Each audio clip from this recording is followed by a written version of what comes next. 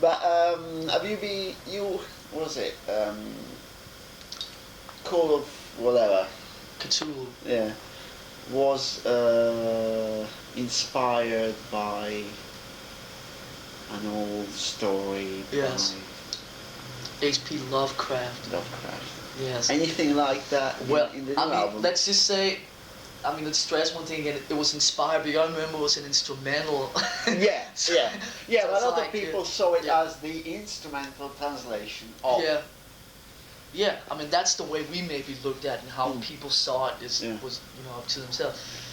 Yes, there is. On the new album, the third track on side 1, which is called "The Thing That Should Not Be." I was going to ask you what it was. Yes. The thing That should not be is I wouldn't so much say a continuation, because it's not really about Cthulhu, but it's if I say it stupidly, I'll say it's about one of Cthulhu's friends.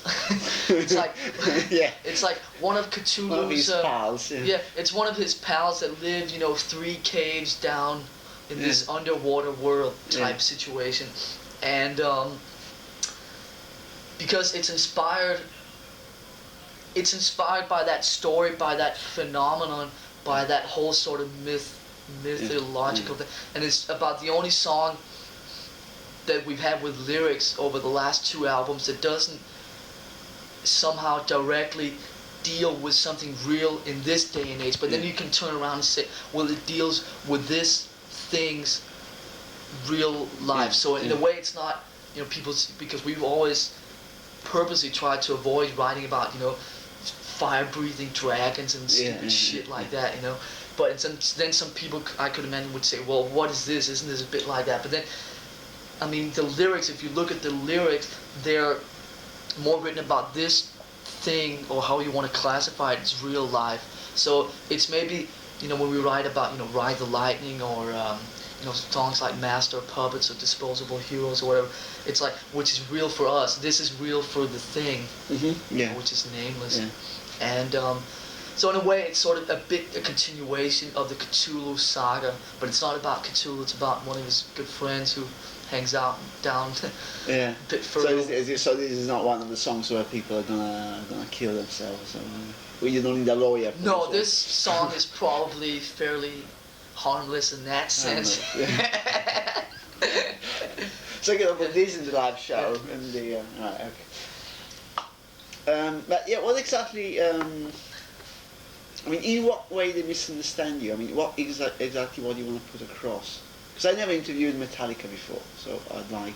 We've met before, though. Yeah, we met loads of places. We've never done an interview? No, I never interviewed Metallica before. Really? I've seen you 6-7 times when you played in Europe. I saw you in. You were in Paris. Yeah. Saw you when. Yeah, I know, we've seen it at all the festivals. I just thought maybe we'd played another festival in Europe. I think it was Poppering. Yeah. Yeah, that was the one. What are we trying? I don't know if we're. See, I don't know if. A lot of the stuff is written, a lot of these things with Metallica, and this might sound a bit cliche, but it's actually really true. The music is played by us and written by us, right?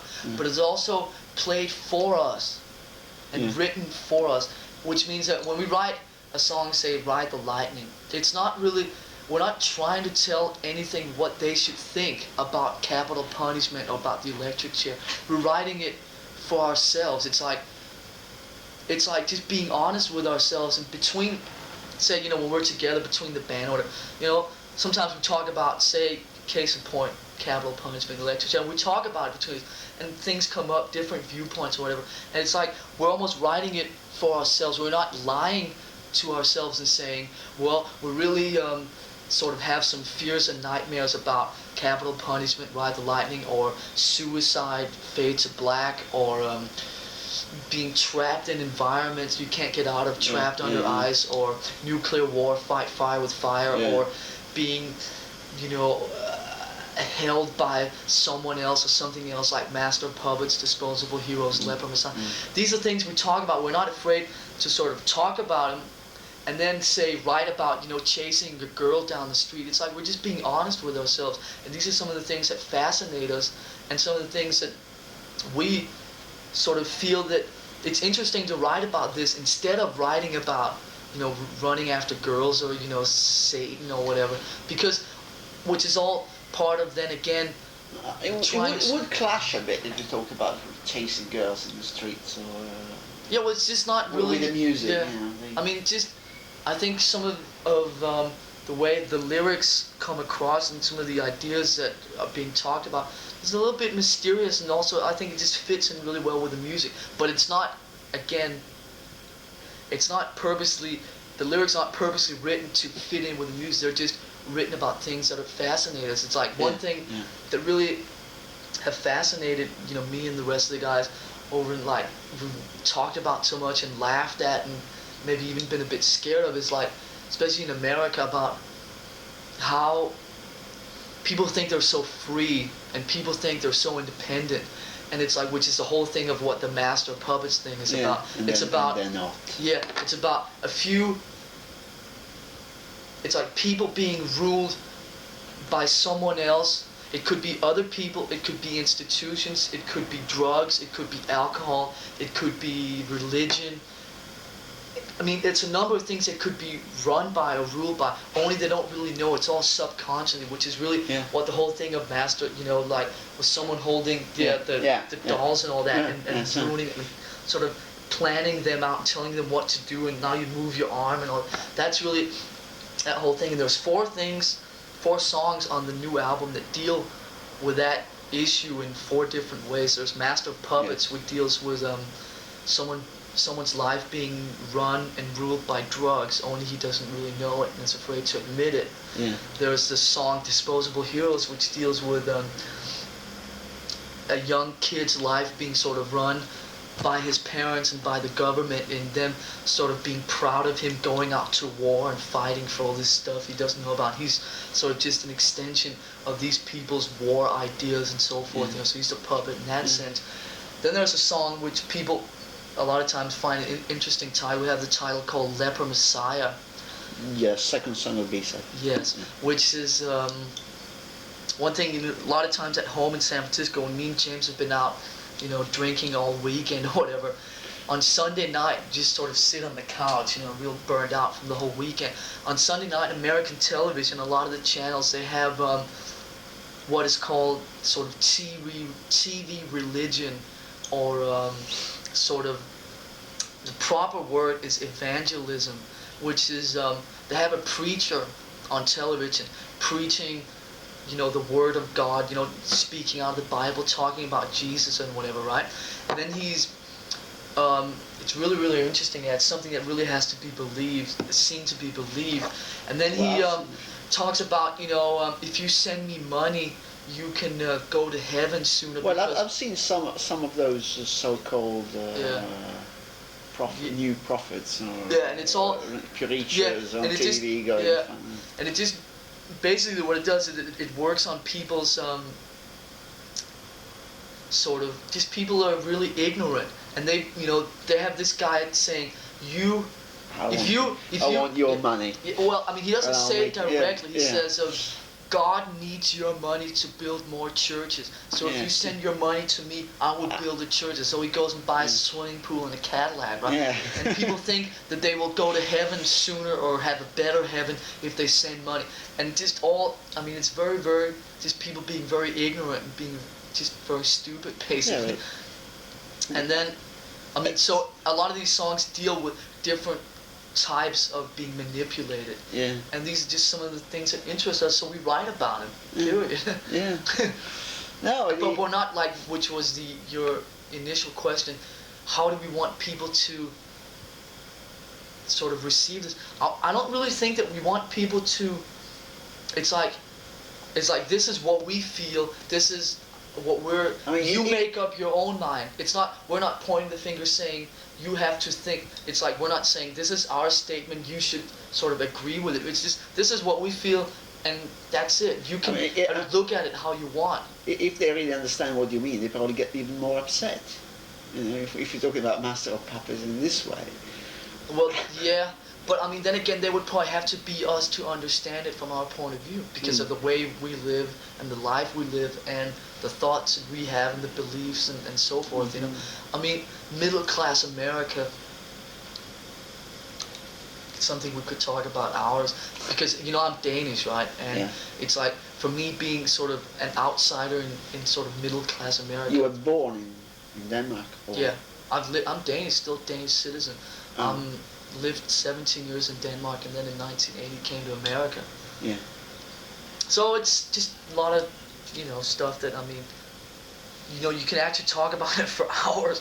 And it's like, I mean, where does it, we just write songs, write lyrics, and write about things that fascinate us, and people can interpret it the way they want to. But then, like we said earlier, it's difficult for people to interpret it the way we feel about it when we write it, because they're not us, so they don't really know how we look at it when we write it. So it's all really complicated, as you can sense, and it's something that we could infiltrate it so much that people wouldn't even be able to understand what I'm saying, you know, in this interview. So it's like we should just leave it at saying that we write about things that interest us, and people can pick it up however they want to. But I'm not sure that everyone picks it up the way that we feel about the thing when we initiate. Well, obviously it's an old statement, but it's generally known that in Europe it's difficult for people to understand what you're talking about because the lyrics are different, especially the way James sings. You know, it's very well, that's why we always that's why we always have lyrics in the it's very difficult to understand. There's a lot of words like that you can't hear because it's too fast. So it's that's why we have lyrics. You can sit and read them. Yeah. So, but generally speaking, it's a bit difficult for people to. It's gonna be lyrics on this album as well. Definitely. Thank God for that. You can have a look at them after if you want. Yeah. Okay. Shall we carry on or stop it? Because I think we are like 1 hour late. No, I mean I don't care. No, carry on. I mean, carry on till you feel that you have enough for what you want. Well, I think I have enough because it's like you've been talking like hell. But we haven't covered very much. I mean, it's up to you. I mean, it's up to you. You know, we talked a lot about the new album. Yeah. No, it's just because you've been into it and you've done interviews. Well, not with me, but with other people. Probably you've been talking about Metallica. You know, more general things about Metallica in the earlier days. So I suppose I mean, it's good not to talk about. That's what I like. Yeah. I mean, as opposed to the interview before, it was like, you know, what sort of food do you like? I mean. Yeah, but that's a German magazine. Yeah, I know. So I have to sit there. Yeah. German magazines are like that. I know, but it's more interesting. It's been this. I've not heard. This is honest. I've not heard, because when Ride the Lightning, when we were sort of doing press for Ride the, before it was actually released, you know, a lot of people heard. I talked to some people that were disappointed with Ride the Lightning and said, you know, but I've not yet heard one person that has said anything bad about this. The thing is, you always, I think, that kids get used to the sound of the band.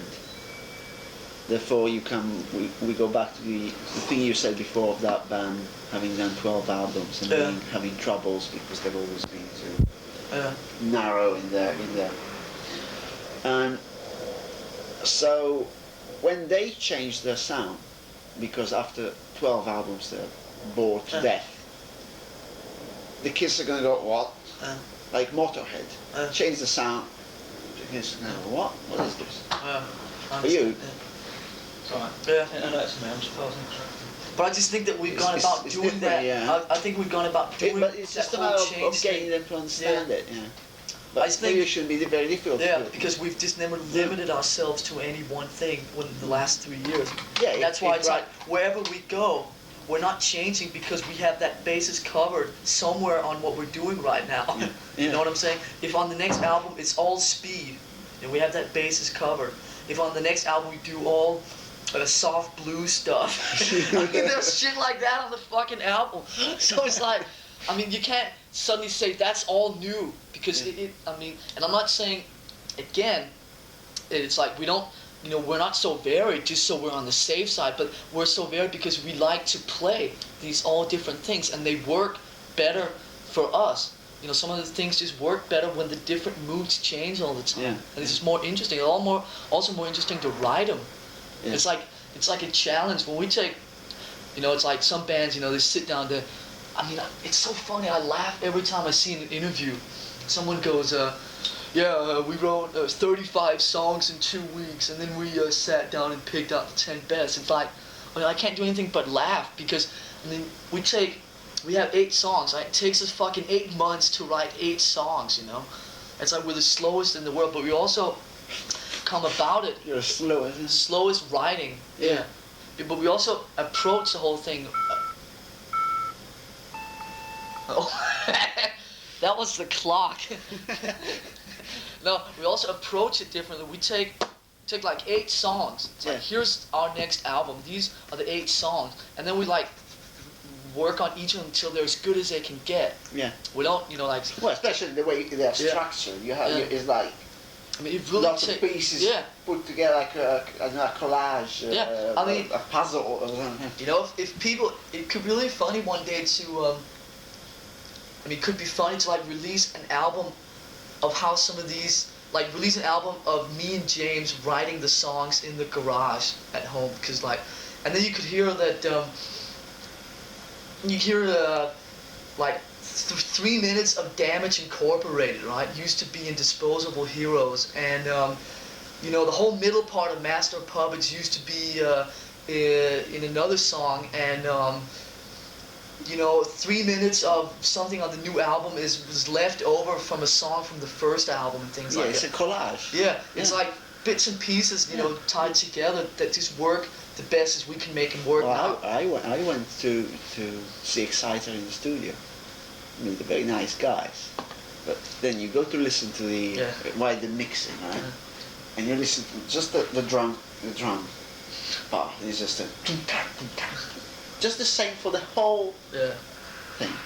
You listen to the bass. It's just and then it's all just the leads on top and the old bits and pieces, all the curls on top that make the songs different one from the other.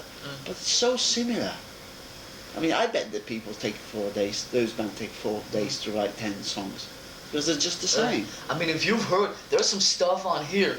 It's like, I mean, when me and James write songs together, it's like, I mean, the amount of stuff that we say, wait a minute, that's a little bit like this thing, and we just throw it away. And there's so many places like when, you know, we had things on this album where it's like, listen to it, wait a minute, that sounds a little bit like something on Ride the Line, just throw it away.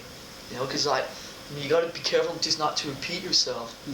And it's like, I mean, I just think that these 8 songs, it's like, they just really work. I also think that one thing that's really important, I think the album works better as a whole album. It's like you start at Battery and play the whole album and end up in Damage, and then it works really well like that. I think, I'm not saying, what I'm trying to say is I think the whole album as a whole is better than taking 2 or 3 of the songs out by themselves, because they all fit so well with each other. Yeah, but like, I thought the B-side of Ride the Lightning is very well structured. I mean, I think the 4 songs of the B-side, like Ride the Lightning, are very, very, 4, are very well structured. Yeah, it just fit perfectly. I think that's not. So I mean, that's the same. I mean, actually, we. That's one thing that's interesting about this, because, you know, a lot of bands, you know, they do the record and then they sit down after the record's done. I tell you, we had the running order of the album planned out before the songs were written. If you can understand it. I tell you, we had. I mean, the running order, side 1, side 2 songs I know. was planned out. Probably when we had maybe 4 complete songs, the main ideas for about 2 or 3 songs, and like 1 riff for the last song. The running order was planned out. I don't know if that says something about that it works to, you know, because it just works, you know, as a full album that way, you know, instead of, I mean, and there was at one point we're saying, because a lot of people feel that the song Welcome Home Sanitarium is one of the strongest songs on the album, last song on side one, and that could be a song that could maybe do something on American radio. Of course, it was not written for the radio, but it's a song people, the record company may say this could maybe do quite well, and say it's placed last on the album. Yeah. And because the album is last one. Yeah, last one on side one. Because the album is so long, 27 minutes aside, the quality of the sound is a little bit less because you have so much music on. You only have so much room on a record, right? So usually the songs that tend to suffer sound-wise are the last song, the further down you get on the record. So like the end of the album is maybe a little bit less sounding than the beginning of the album. Yeah, I know, And then Sanitarium was hanging out at the end of side one, and people were going, why don't you try and move that around a little bit? And we sat down, and it was just like, it was impossible to move it. It was impossible to just not have it the way that these 8 songs are in a row, because the whole flow of how the album works would just not be the same. Would it with different tempos and moods and feels and stuff like that? Just an idea. Would you think it would be to stretch the thing too much? You have like a side, one song that lasts the whole side of an album. I mean, you ever thought of doing something like that? A big. No, I don't. No. You think you're stretching it too much? Yeah. I think. No, just came it. I don't know. Now that if I really think of it seriously, I think that would be really bad to do.